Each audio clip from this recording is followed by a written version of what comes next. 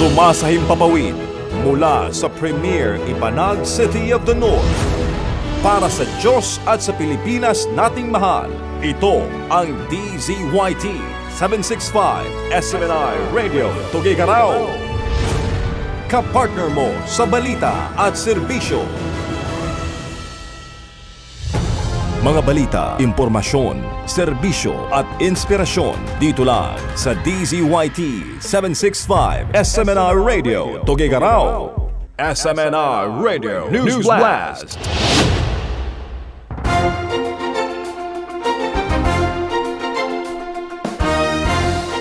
Sa ating mga balita, Senator Jingo Estrada sinuspindi ng Sandigang Bayan sa loob na 90 days o araw.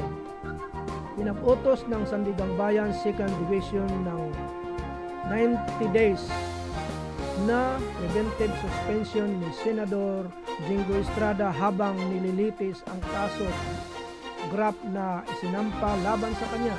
Kaugnay ito ng reklamong inihain ng Office of the Ombudsman laban kay Estrada at dating DPWH Secretary Manuel Bunuan dahil sa umano'y irregularidad sa mga proyekto ng DPWH para sa 2025.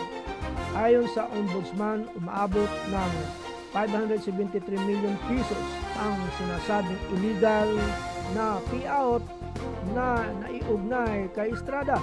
Idiniit naman ng senador na haharapin niya ang kaso at patutunayan walang katotohanan ang mga paratang.